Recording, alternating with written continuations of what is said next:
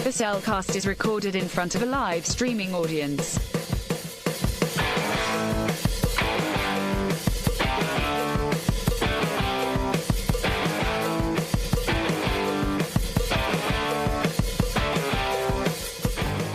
Hello and welcome to another episode of The Cellcast. Reaction. Joining me today is a man who feels it's just a little bit better under the sea. Welcome, Jacob.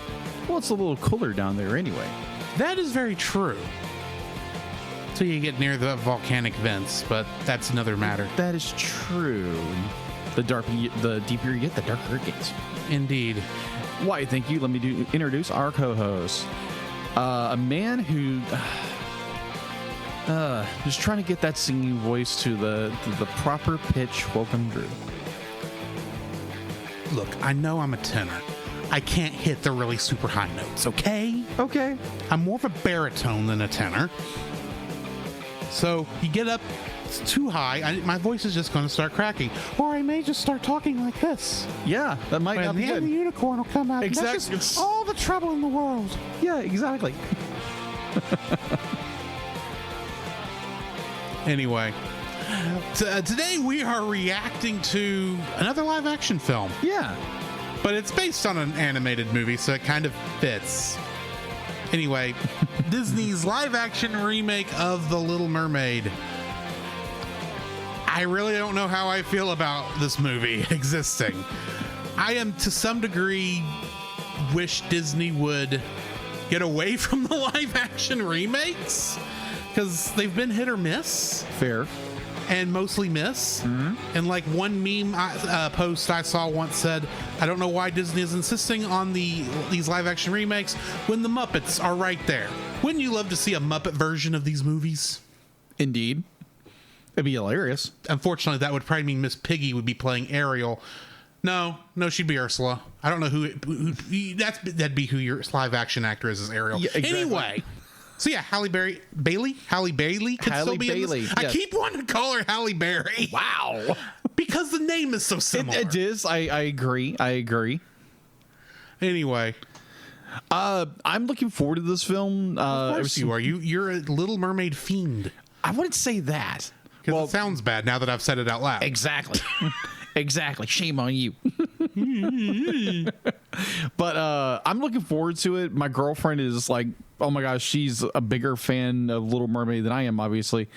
And she's looking forward to it. Mm-hmm. And I've always enjoyed The Little Mermaid when I was growing up.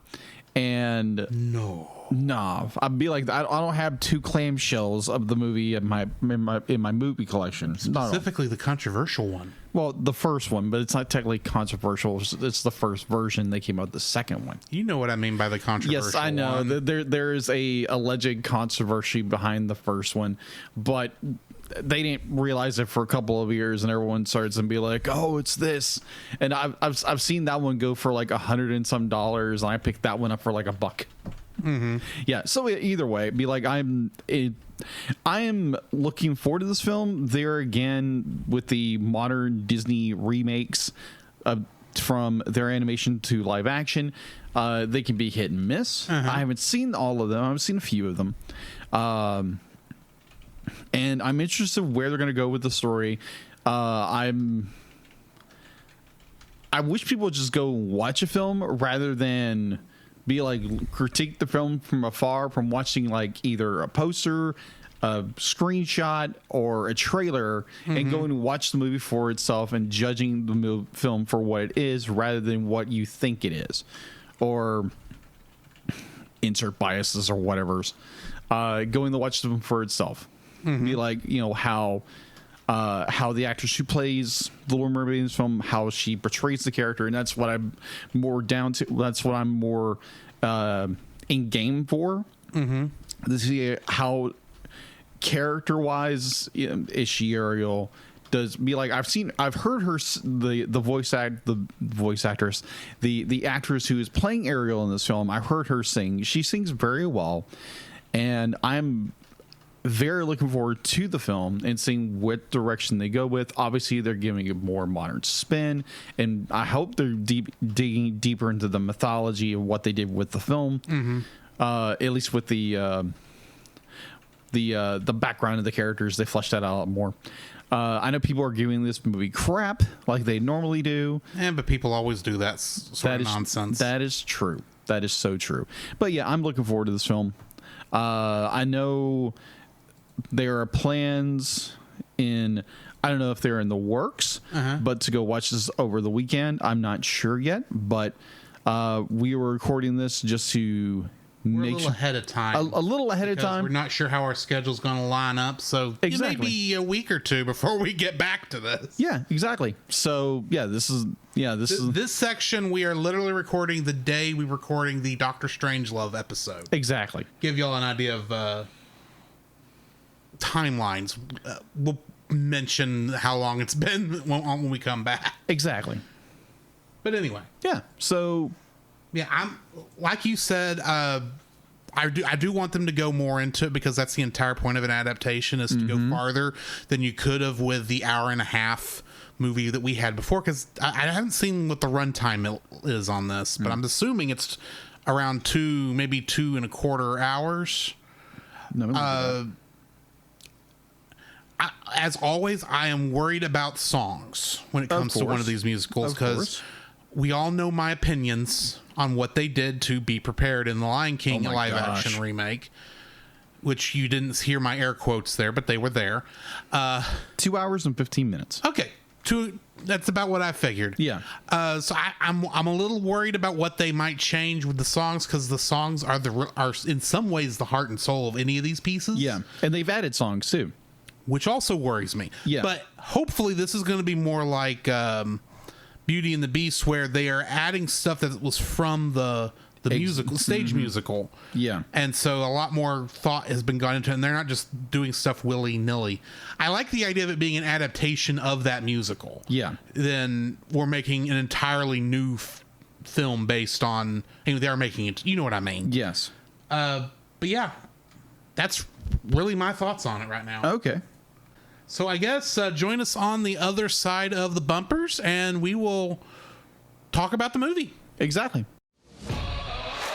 This podcast is a proud member of Culture Box. Whether you enjoy geeky reviews, comedy, or original fiction, you can open up the Culture Box and find something excellent for your soul. Point your web browser to culturebox.media. So, Jacob, we are now back from watching the film about a week later, because it's been a week since we actually recorded the last part of this.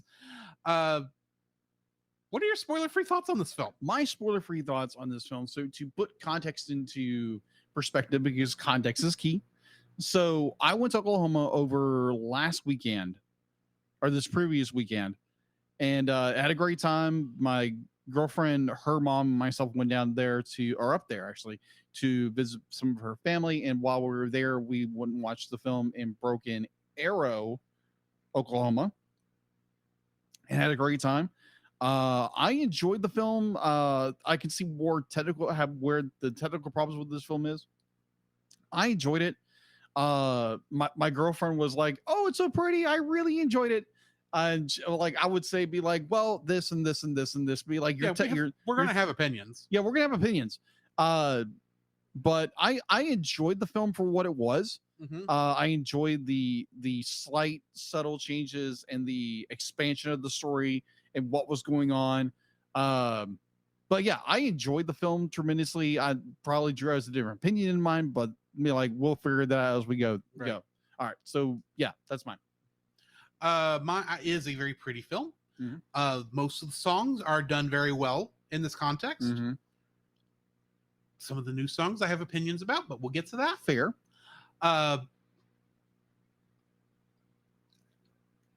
It's not, if you're interested in watching it, go watch it. Just turn us off right now. Go watch the film. You will enjoy yourself. Yes. It is. I wouldn't say it's a worthy successor to the original movie, right? But it's a nice adaptation. I'll say that. Probably one of the better adaptations of these films that Disney has put out. Agreed. So before we go into our full spoiler filled, since this is technically a remake or a readaptation of another Disney film, which version of this movie do you prefer, or which version of the story do you prefer? The original 1989 animated film or the 2023 live action adaptation? Ooh, that's interesting, because like there again, I have a fond love for the original film. Mhm.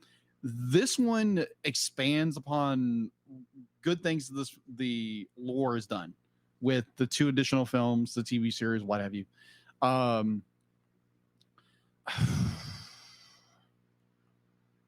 Oh my gosh, I don't know. You put me in the spot, and just like I am so. I would say the original. I love this version of the film, Mhm. but the heart of the film for me, there again, be like it tells the exact same story, just told a little differently, and I'm gonna have to go with the original. That's just where my preference goes. But I really enjoyed this movie. I'm probably gonna have to go with the original also. I think it really is telling the story a bit better because it's a little bit more concise. Okay. That's not to say this does not do a good job of telling the story. It's just Exactly. got just enough issues. Yeah. Or just enough things that I'm not a fan of, I should say, Okay. that make me not like it as much as the original. Okay. That's probably the most fair thing I can say. Okay. So you ready to jump in and start Yeah. spoiling this thing? Let's spoil this thing. The following is a spoiler-filled reaction to the movie The Little Mermaid, 2023. Listener discretion is advised. I am not a fan of Lin-Manuel Miranda. Okay. Manuel Miranda, however you say his name. I have come Miranda. to a decision that this is the case. Okay. And the thing is, I'm not even sure he wrote the new songs for this. He wrote, I think he believed he It sounds like he did, because some He of this did. feels like I could almost feel the Lin-Manuel Miranda isms Yeah, it is. in the new songs. And the problem I have with it is it would be okay. Like, for instance, in Encanto, it's not bad. Yeah. They're not. I'm still not a big fan of it because it's not my style. Right. But it feels like it makes sense there. Okay. Here it's kind of clashes with the Howard Ashman original songs. Yeah. Like a lot. They are 2 different genres. Yeah. And this would be all right if, like, when they were in the ocean, it was the classic stuff, and then when you're on On dry land. it's the new stuff, and that is kind of what they do, but also not. You know what I mean? Mm-hmm. It's the thing is, I don't hate the film. Fair. It's a good film.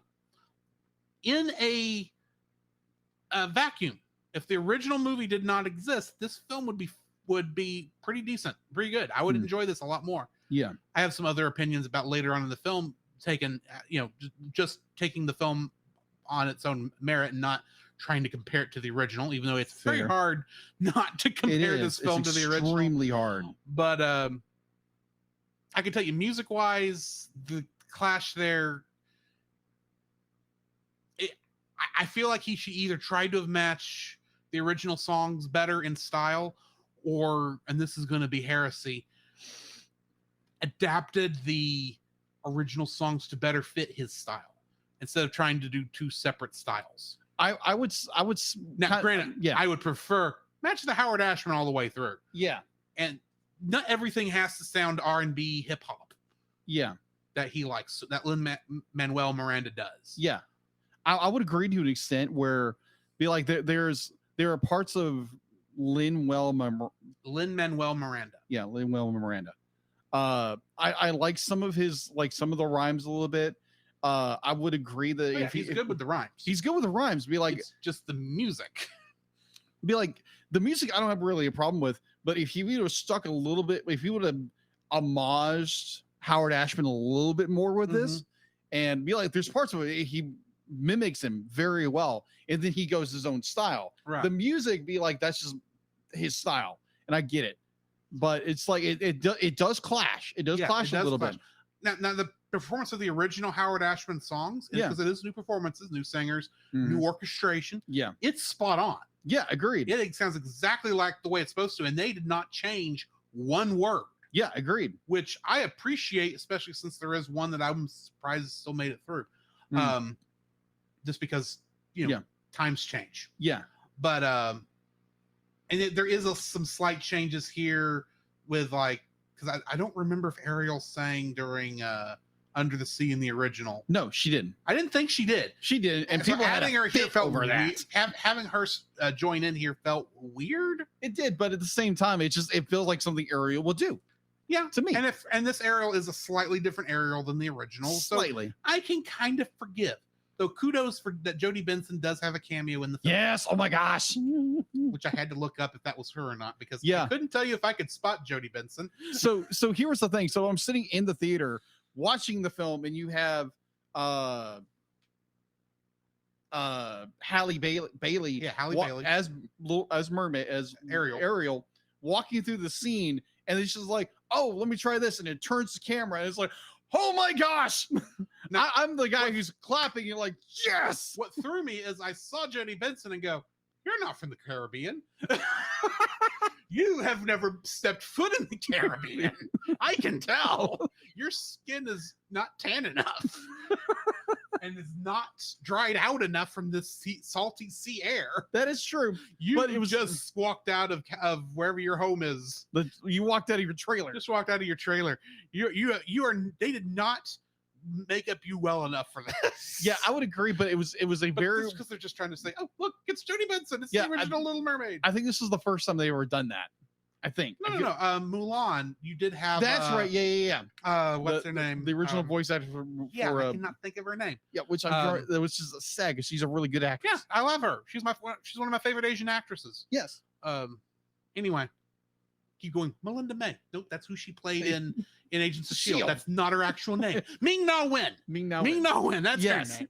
Like, oh, she's the voice actress from Final Fantasy: The Spirits Within. What is her freaking name? Ming Na Wen. Why can't I remember Ming Na Wen? Because it's not a name I deal with on a regular basis. That's right. why. Right.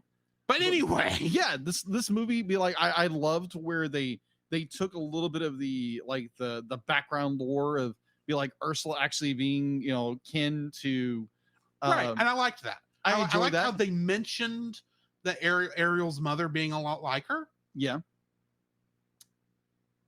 I'm trying to hold off for my big gripe with this film until like the end. Okay. And I just got dangerously close to starting off on okay. it. Okay. I apologize. Okay, no problem. It's a minor gripe, and it's just because of how, you know what? Forget it. Yeah. I'm going to go ahead and gripe. Go ahead, great. Obviously, as a live action adaptation, and it is pulling from so much of this other lore that I may not know as well. Yeah. Granted. It really felt like, because anytime you do a remake of any kind, the question is, why are you doing it? What can you add to the story? Mm-hmm. What are you doing that's making this version maybe not superior, but different from the original? And it really felt like multiple times throughout this film, they were going to connect, well, the mer people from under the sea and the land people as like having a bigger connection. Okay. Like, for instance, they mentioned that Prince Eric is adopted. Yeah. They mentioned that, Ariel's mother died. Yes. But they didn't actually say died. They just said not with us. Yeah. Which was just obscure enough that within the rest of the context of what was going on, I was making a connection. Is the adopted mother of Prince Eric Ariel's mother? That was my thought. I was waiting for it. As much as Ariel, the queen, was knowledgeable about the sea gods. Yeah. And everything. I was like, you know more than you're letting on. You fell in love with King Triton. You made I was getting this whole idea. Oh, you make these characters far more three-dimensional. Yeah. Because that's the thing about this particular version of Triton is he's a little milquetoast compared to Kenneth Mars. Okay, his performance. Fair. Kenneth Mars felt throughout the whole thing as, I'm king of the sea, and I'm being brought low by a little girl. Yeah. Which was a great thing. Yeah. This line, I never felt the power behind Triton. No. So he was very milquetoast. Yeah, okay, that makes more sense. That's why I say that. And I'm thinking, what, he had to be brought low by somebody else before this, and now he's worried about losing his daughter. His youngest daughter. To the same thing he lost his wife to. Yeah. And it felt throughout the entire film they were leading to this big reveal. A big And revelation. I was going to be so happy that I caught this and was loving how they were showing us over and over and getting to this point. I was like, and the movie's over and they didn't talk about it. And the mother really didn't do anything. Yeah. Are you sequel baiting?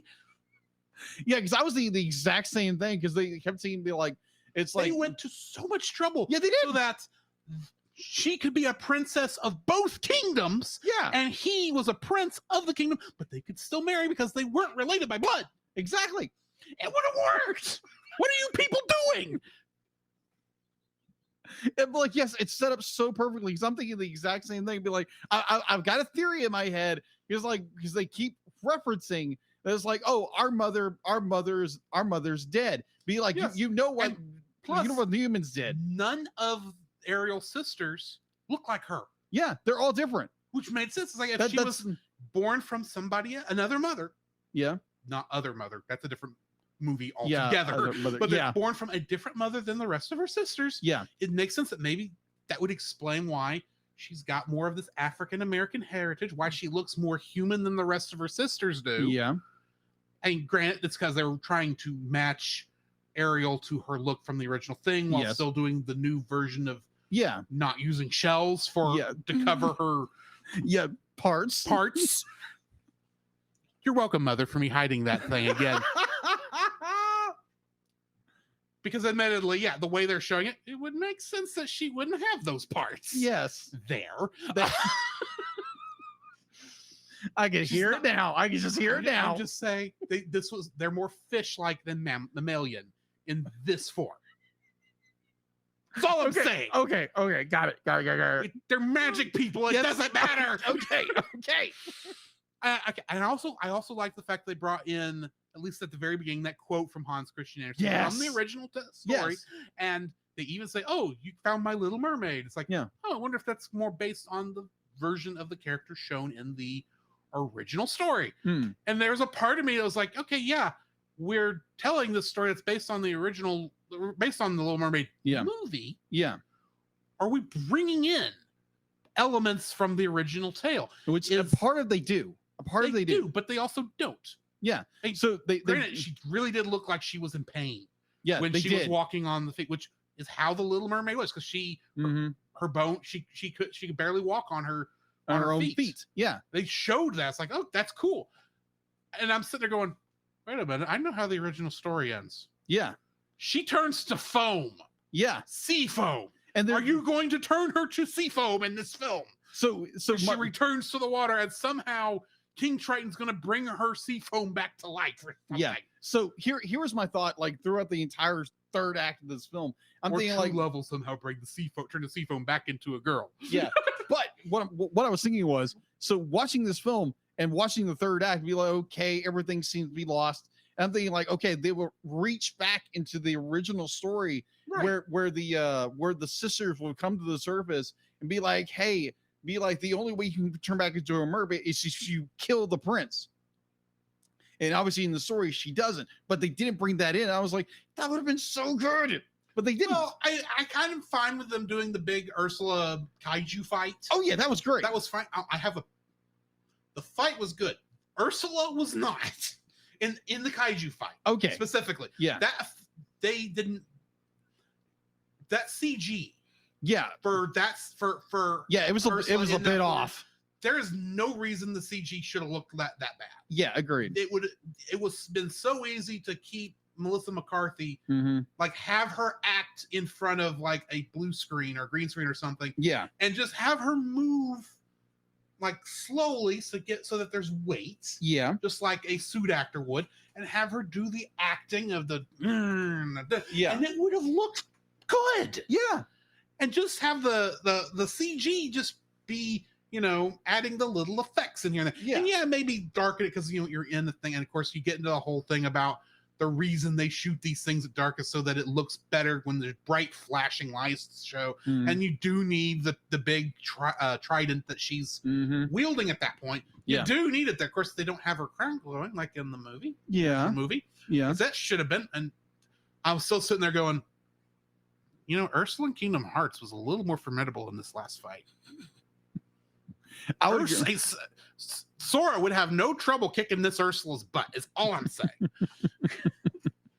Oh my gosh. And Melissa McCarthy, Yeah. says she does a decent job. Yeah, she does a good job. Most of the film, except at the beginning. Okay, explain. Those first couple shots of her in her grotto. Yeah. She is not really playing Ursula there. She's kind of just being, I'm a fat, lazy person who's just annoyed at my brother. It's like, I don't really, you look like you're being more lazy than conniving. You're not. I can see Ursula that. is in the original. Yeah. Granted, first off, Melissa McCarthy does not hold a candle to Pat Carroll. Oh, agreed. In performance. Agreed. Melissa McCarthy should have been playing this more as Snidely Whiplash like evil. It should be more maniacal. It should be more, ooh, I'm being nasty and I'm loving being nasty. Yeah. And she never felt like, she felt more like, I'm going to stop my brother from succeeding in everything I'm doing and everything he's doing. And I really felt like in this version, I had no idea why she was trying to attack Triton until she finally says, "You fool! I wasn't wanting your daughter. I was wanting you." Yeah. It's like, that's not what you were showing throughout the rest of this film. Yeah. Well, I'd be like, granted, yeah. in her acting in, like, say, Poor Unfortunate Souls. Yeah. Not the best. The original Poor Unfortunate Souls is a better song and a better performance than that. Yeah.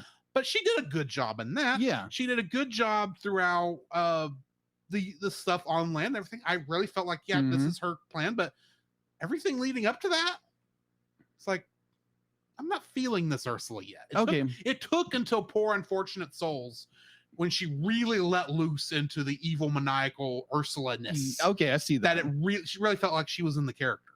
Yeah. But before that, I've seen that version of Melissa McCarthy in so many other films. Like, I'm being a fat, lazy person because I'm a fat. That's not what my comedic styling is making fun of. I don't know if that's how she is in everything. It's just so many of the things I've seen her in, like Answer the Call. Oh she's not. It just felt like, it really felt like the camera coming after she had eaten like a whole pizza and was just not feeling like getting out and doing anything tonight. Okay. That's kind of what it felt like. I totally get it. I'm not trying to, trash on Melissa McCarthy. Her performances are always hit or miss. Yeah, agreed. It's just how she is. Yeah. I think for the most part, she did a good job. She was perfect casting for this if you can't get Pat Carroll. Yeah. Because Pat Carroll's not... Didn't Pat Carroll pass? She passed away. She passed, yeah. So definitely she couldn't do it. She did a good job for what it was. It just wasn't enough. That's fair. I like watching it. It'd be like they because the way they introduced Pat Carroll's Ursula. Thank you.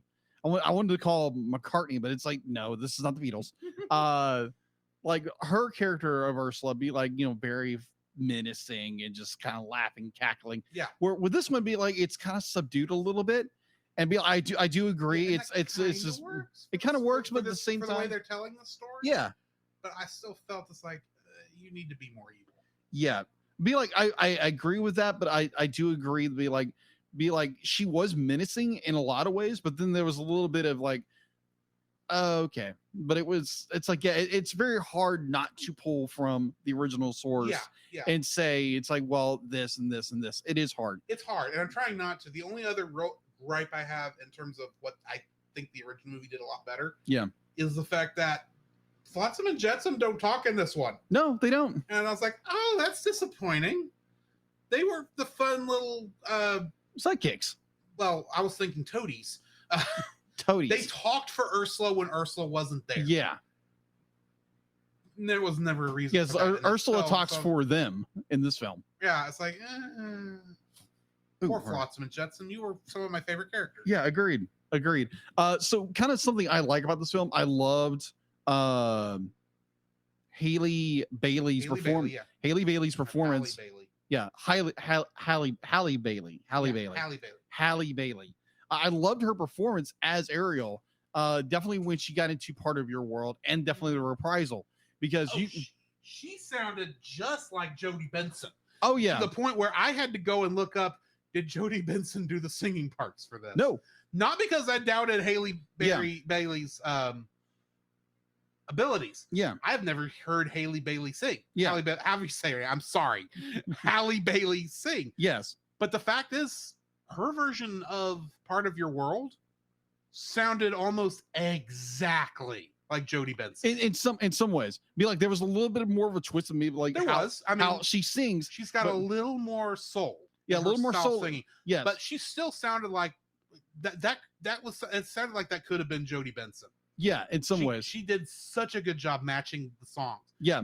I would have a hard time putting the two performances together and being able to decide which one was which. Yeah. So the part I loved about her performance in that is when you would get to the climax of the song and you would hear the emotion and the depth in her performance. Definitely when she gets to the reprisal of Part of Your World. Yeah, and just like that vibration, that longing and desire, you could feel that in her voice. Right. And that was like, I'm doing this number. She was able to hit those high notes. Oh my gosh. You can tell she's a soprano who was singing low for those songs. Yeah.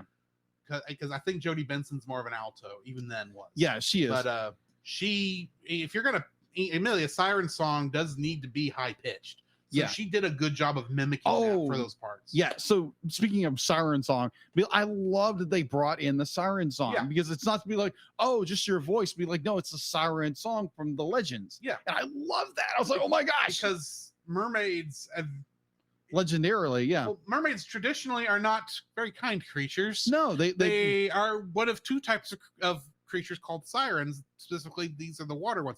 I was so hoping. Because I thought at the very beginning, I didn't realize we were in the Caribbean. I thought we were up like in the original film, I assumed we're up somewhere around France. Daneland, as well. I was about to say wherever the Danish are from. Yeah. Where are the Danish from? Yeah. I feel terrible. Not Dutch. Denmark. I thought we were up like in Denmark. Yeah, because that's where the original film is. Basically, isn't it? It's in France, actually. France. Well, it's in France. It's a Danish story. That's where my assumption was. Yeah. They were doing that thing where they were trying to attack the mermaid they were seeing, and I so wanted one of that when that mermaid finally got close, not to be a dolphin. I was expecting it to be a manatee. Oh yeah, because that's what the theory is that most sailors were seeing when they thought they were seeing mermaids. They was actually seeing manatees. Yeah, the sea cow. Yeah, exactly. So I was expecting that to actually be what it was because I was at the very beginning. You have no way of knowing where they are. Yeah, not really, because it's not till a quarter of the way through the film when you actually see stuff going on. Yeah, on land, you realize, oh, this is why everyone's so wildly colored. It's in the Caribbean. There's been some mixed race marrying going on around here, which is fine. I get it. That's good. It makes sense. Yeah. Makes sense for where we're at. Anyway. Yeah. So, oh my gosh, there are certain parts that of the movie I love. The song that got me the most, and I know people probably hate this film. I've heard it described as song. Huh? Hate the song. You hate the film. No, be like they hate the film because of the song. Or they hate the song so much. Okay, I can understand hating the song. Hating the song so much. I'm wondering if it's the one I'm thinking of. That I know one particular political viewer had described it as it's like yeah, forget about Waterborne. Be like, just play this song over and over again. People talk as in Scuttlebutt. I was thinking, I know what song this is. It's got to be Scuttlebutt because that song is the song is pointless in a way because we already know that the Scuttlebutt they're talking about is wrong. Exactly. We already know this, and I'm sorry, Awkwafina. I like you in a lot of stuff. You did very good in Shang-Chi and the Legend of the Ten Rings. Okay. Or is it just the Ten Rings? Yeah. Shang-Chi and the Ten Rings. Yes. The Shang-Chi film. You did a good job there. You did a good job in Raya and the Last Dragon as Sisu. You did a good job there. Yes. And you did Sisu so well, you decided to copy her for Scuttle. Yeah. You copied Sisu for Scuttle, except played her stupider. That's Scuttle, though. I know it's Scuttle. Play Scuttle, not Sisu for Scuttle. Sisu Scuttle annoyed the crap out of me throughout this whole film. Scuttle, I don't have this problem with in the original. Okay. Because as goofy as he is, Yes. his comedic relief never gets annoying. Sisu Scuttle got annoying. Oh, I agree. And I'm sorry. That's what I'm calling her, because that's the entire time I'm listening there. Sisu Scuttle. The first time I heard it's like, oh, they picked a woman to play Scuttle. Oh, maybe that can be rational. That's a non-thing. I don't care about that. Scuttle was never a major character. Yeah, he's not your Flounder. He's not your Sebastian. Yeah. He shows up here and he shows up in one other song. Yeah. That's pretty much all he ever does in it. This version of Scuttle shows up a little more. Yeah. But that's fine because they were trying to make it go 2 hours instead of an hour and a half. Yeah. Fair enough. You bring Scuttle in more. Why is I'm like, I recognize this voice. I recognize this voice. Where do I recognize this voice from? A couple minutes later. Holy crap, that's Sisu. That is Sisu. I didn't think about that. And the rest of the time I'm thinking, are you going to tell me I need to bring a gift? That Ariel needs to bring a gift to Prince Eric?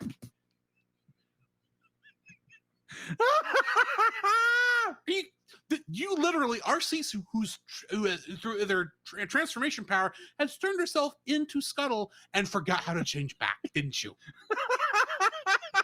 That's what it felt like.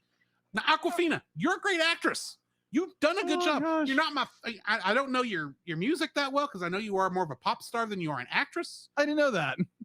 That's where she got popular from, I think. Really? Okay, didn't know that. I think. I could be wrong. Okay. I've never heard her music, so I have no idea. Okay. I've been wrong before. I'll be wrong again. But play. Why Sisu Scuttle? Oh my gosh.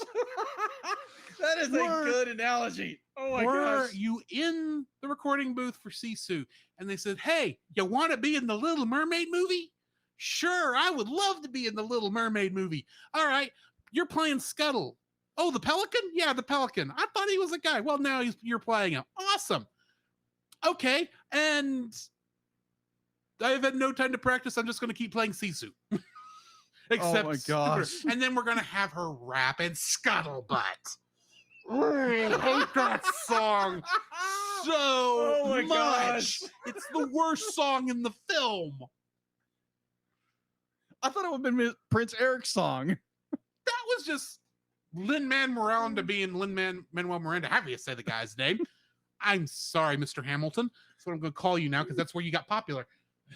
No, that's just Lin-Manuel Miranda being himself. Scuttlebutt is... Oh, I'm going to tell you. First off, could you hit notes, please, Awkwafina? I know that's just... I'm being mean. I'm sorry. I am being mean. It's just that song is annoying. I agree. It's supposed to be annoying. If it's supposed to be annoying, why did you include it? Song should not be annoying. This is the song that would make me stop listening to the soundtrack when it came on. Okay, so I'm going to say something that kind of contradicts what you just said. You like Scuttlebutt. I love Scuttlebutt. Because I'll be like, just bopping this little tune, and I'm like, what the world's going on? It's like, okay, so Scuttle's going to tell what's going on. And of course, it's wrong. rapping it. Right. And it's like, okay. I was like, okay, that's kind of cool. And I was like, okay, like it's funny. I'm bopping along. It's okay. This is kind of fun. I enjoyed it. Like, yeah, it was stupid and silly as can be, but I enjoyed Scuttlebutt. It worked when Scuttle was doing it. Yeah. When Sebastian started rapping right along with her, it's like, Sebastian, please stop. Like, what you are a professional concert trained musician. Not in this film. I don't give a flying crab. We traded La Poissons for Scuttlebutt. You're right. Rene Auberjonois is twirling in his bucket. For those of you who don't know, he played Odo on Star Trek Deep Space Nine. He was a changeling and he slept in a bucket. Oh my gosh. Oh my gosh. Oh, And I like to point out, I said Les Poissons correctly. I'm surprised I did. all right. So overall, be like, I I mean, both songs are equally useless. Because Les Fair. Poissons is useless in its film. fair. But overall, I enjoyed the film. Yeah, I can see where a lot of were like some technical issues because you're dealing primarily with CGI, and like some of the transition where the character's moving be like kind of doesn't look right in some ways. Mm-hmm. And I see where people just want to bash this film because they just want to bash it. But I can understand that to some degree. Because when you have a film like this, your gut reaction, or at least my gut reaction, yeah, which I had to fight back down to just take it for the movie for what it is. exactly. Don't while you're watching it, don't keep going, oh, the original did this better. That's not the point. Yeah. Yeah. So the thing is, like, when like going to see your movie, be like, it's so easy to say, well, the original did it better or the book did it better. Mm-hmm. The notion definitely for us is you go watch the film and you review always review the film for what it is as a film, not simply be like the comic was better or the last movie was better or the book was better. You know what? Maybe that's true. Yeah, it could Maybe be. that is true. It could be. And we're not saying it wasn't. We're saying take the movie on its own merits. Exactly. Decide. Don't go into a movie hating it. Exactly. Which I've seen a lot of people do. If you go into, you could go into The Princess Bride hating it. Yeah. And it would not do a thing to change your mind. Yeah, exactly. I think The Princess Bride is one of the most perfect movies ever made. I could partially agree with you, yes. I can look at it and go, okay, yeah, here's some minor issues. I mean, you can tell it was made on a shoestring budget, but agreed. It's still a great movie. Yeah, agreed. And granted, when I heard they made a coronavirus version at home, I was like, no, I'm not watching that. Because there's no way that's going to be any good. Yeah. So that's not, admittedly, I'm just as much a hypocrite about it. Yeah. But you should go into every film as open-minded as you can be. Exactly. You're not going to be perfectly open-minded. Yeah. Because let's face it, I did not go into the Abrams versus Star Trek films with an open mind, or as much as an open mind as I would like to. Right. I went into all those films going, there's no way this is going to be as good as the original. Yeah. And I just accepted that and I went with it and said, let's just have fun. Yeah. Now, do I have some legitimate problems with all three of those films? Yeah. Do I have problems as a fan with those films? Yes.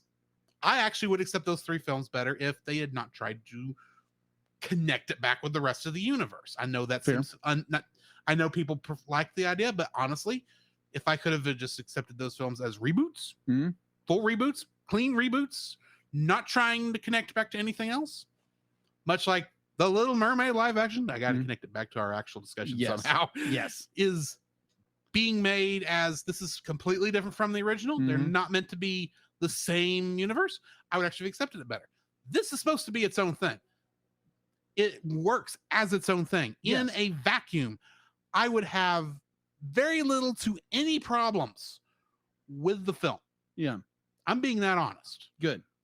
There are some things I don't like.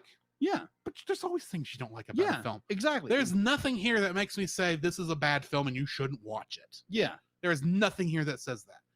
Do I have some preferences that I wish were different? Sure. Yeah, we all do. Leave Scuttlebutt out. That's a good preference right there.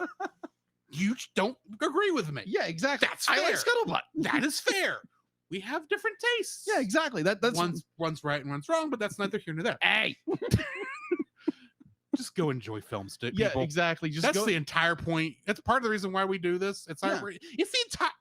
There's very few podcasts I listen to that I felt the people who were podcasting hated movies. I've listened to one. I've listened to some that felt like that. Yeah. But a lot of us like, no, we just like this one kind and we want them all to be. Everyone wants you just to go and enjoy the films you enjoy. Exactly.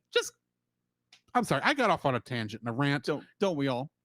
Enjoy your films, folks. Yeah, enjoy them. Just enjoy them for what they are. Be like, hey, if you're not watching the film because you've got XYZ as a problem, that's you. Yeah. Get over it. Watch the film. Enjoy the film for what it is, and then base your opinion on not reviews from other people. And if you saw a trailer of it and there's stuff that you can't get past just from the trailer, do yourself a favor. don't watch the film. Exactly. Don't torture yourself with a film you know you're not going to like. Exactly. How hard is that? Internet? Meanwhile, back on our reaction to The Little Mermaid. Yes. I enjoyed the film. I enjoyed a lot of it. I'd be like, we disagreed on Scuttlebutt, obviously, but I enjoyed it. I know my girlfriend really enjoyed it. She's already watched it twice. I know that. Yeah. No, there was one character design I didn't like. Sebastian? Yeah. Okay. How did you tell I was going to say Sebastian? Because Sebastian doesn't look like Sebastian. He looks like a crab. Yeah, he looks like a crab. And I thought he was a lobster in the original for some reason. Yeah. No, he's a crab. Which is fair. Yeah. But he's the one that looks the most different. Yeah, agreed. And Flounder looks different too, but Flounder looks like he looks like he looks like the type of fish he was supposed to be. Yeah, exactly. He's just not chubby anymore. Yeah, and then people like complained up and down. It's like, oh my gosh, Scuttle looks pretty much how I would have expected a bird to look like. Because this is meant to be this is meant to look live action, folks. Yeah. So they're supposed to look like actual animals. Doesn't mean I like Sebastian, but yeah, whatever. Yeah.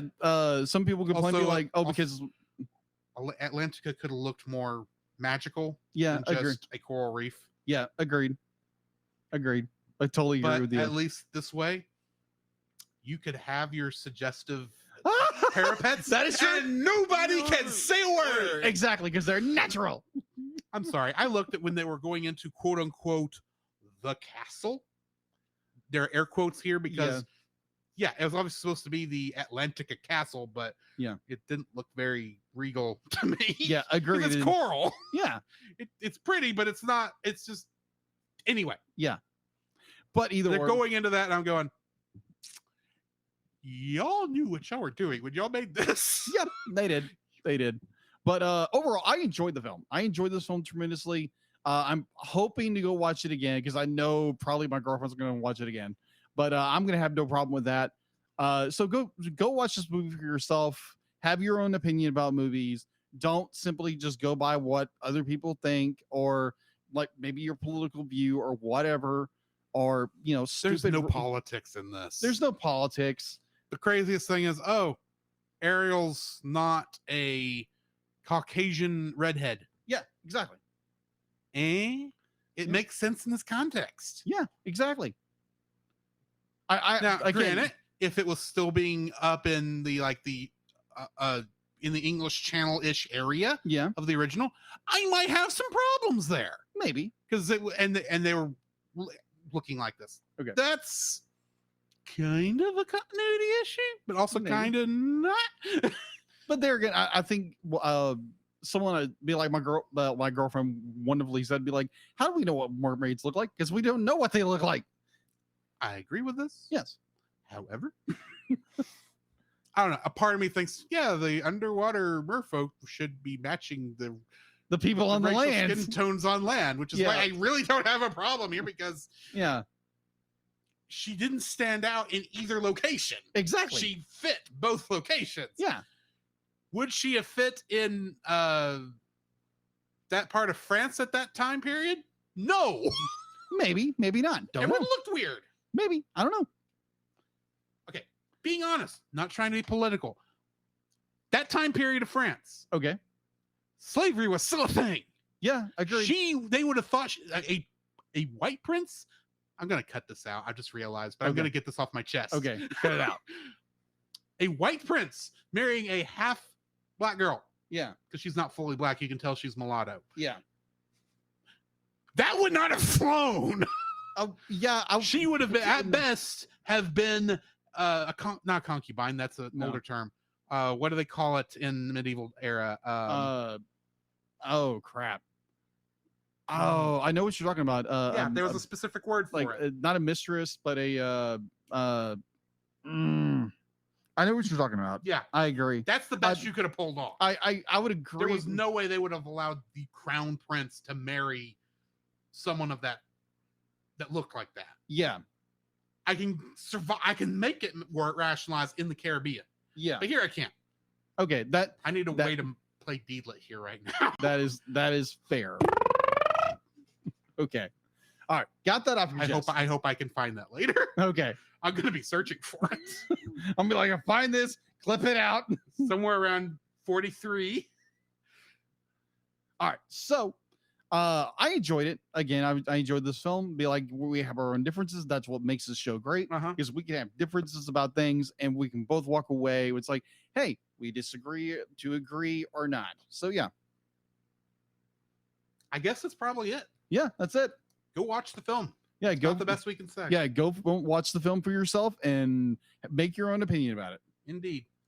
In the meantime, this has been Drew. This is Jacob. And we'll catch you in the next frame. You can follow Jacob on his Facebook at Jacob B. Heron. His Facebook page, Jacob's Daily Art Corner, where he tries to draw each and every day. His Instagram at Jacob B. Heron. His Twitter at Jacob Heron. And his Letterboxd at Jacob Heron. You can find Drew on Facebook at Drew Dodgen.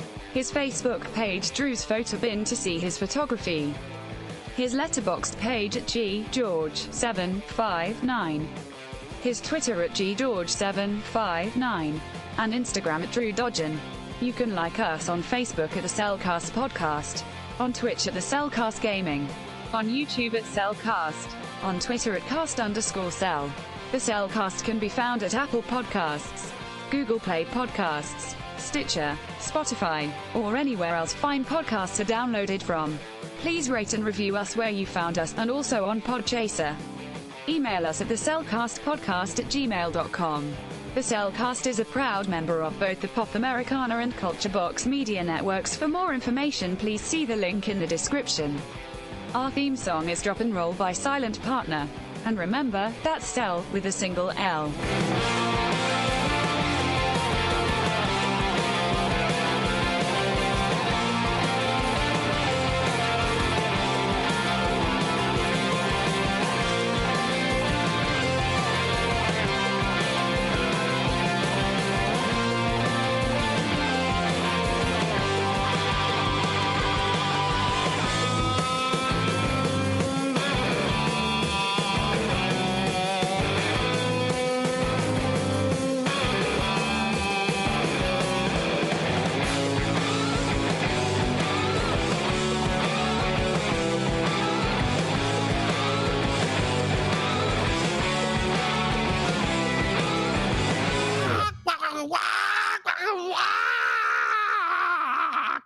Scuttlebutt.